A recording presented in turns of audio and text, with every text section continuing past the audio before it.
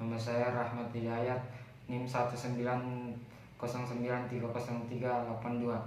kelas tambang C, Prodi Teknik Pertambangan. Di sini saya akan menjelaskan sedikit salah satu unsur logam yang ada dalam tabel periodik, yaitu unsur perak. Perak adalah suatu unsur kimia dalam tabel periodik yang memiliki lambang Ag dan nomor atom 47. Lambangnya berasal dari bahasa Latin argentum, sebuah logam transisi lunak, putih, mengkilap. Perak memiliki konduktivitas listrik dan panas tertinggi di seluruh logam dan terdapat di mineral dalam bentuk bebas. Logam ini digunakan dalam koin, perhiasan, peralatan meja, dan fotografi. Perak termasuk logam mulia seperti emas. Ditemukan bergabung dengan emas dalam bentuk alloy yang dikenal dengan elektrum. Perak yang membentuk alloy atau paduan logam dengan merkuri disebut amalgam. Argentum juga termasuk logam mulia atau logam tahan korosi seperti emas dan platina. Di alam ditemukan dalam biji serat girit atau AgCl dan argentit atau Ag2+S. Adanya sulfur dan sulfida dapat memudarkan perak karena terbentuknya AgS pada permukaan logam. Sifat perak yaitu memiliki sifat konduktivitas atau daya antar listrik yang lebih baik dibanding logam lain, lunak, mengkilap, tidak aktif, tidak larut dalam asam encer dan alkali, kecuali dalam asam oksidator H2SO4 pekat, serta tidak bereaksi dengan oksigen dan udara pada temperatur biasa. Perak murni memiliki warna putih yang terang. Unsur ini sedikit lebih keras dibanding emas dan sangat lunak dan mudah dibentuk, terkalahkan hanya oleh emas dan mungkin palladium. Memiliki resistansi kontak yang sangat kecil. Elemen ini sangat stabil di udara murni dan air, tetapi langsung ternoda ketika diekspos pada ozon, hidrogen, sulfida atau udara yang mengandung belerang.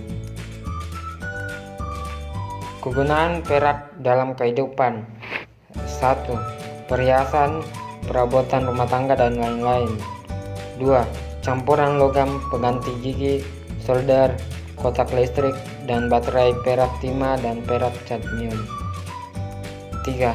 Perak juga digunakan untuk produksi kaca dan dapat didepositkan sebagai lapisan pada gelas atau logam lainnya dengan metode chemical deposition, electrode position, atau dengan cara penguapan. 4.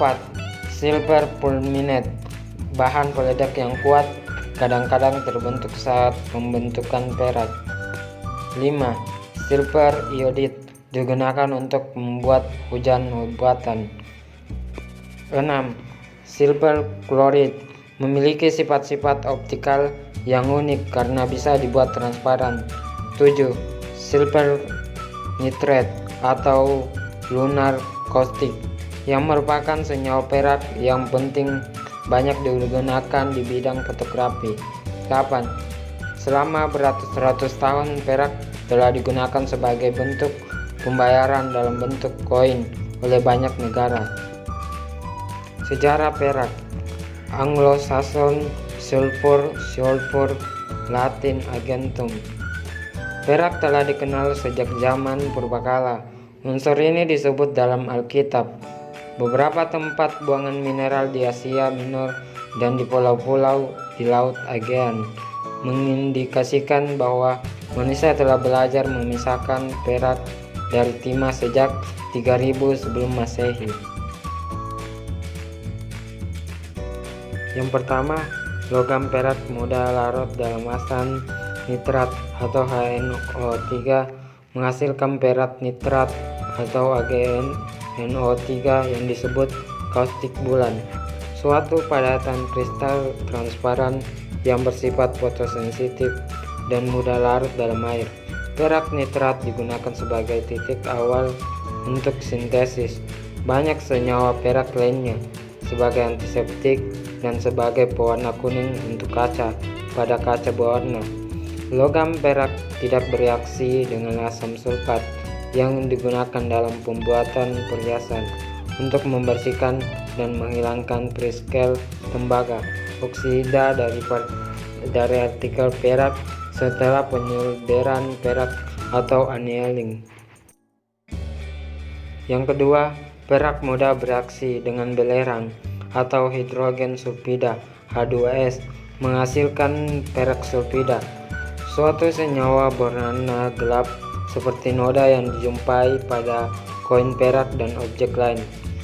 Perak sulfida Ag2S juga membentuk kumis perak ketika kontak listrik perak digunakan dalam atmosfer yang kaya akan hidrogen sulfida.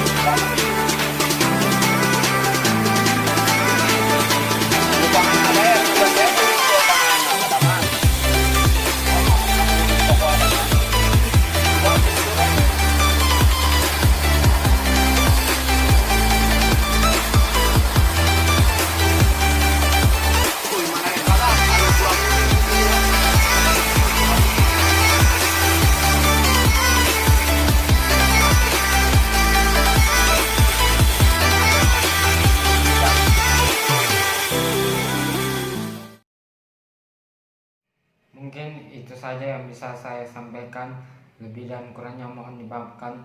Wassalamualaikum warahmatullahi wabarakatuh.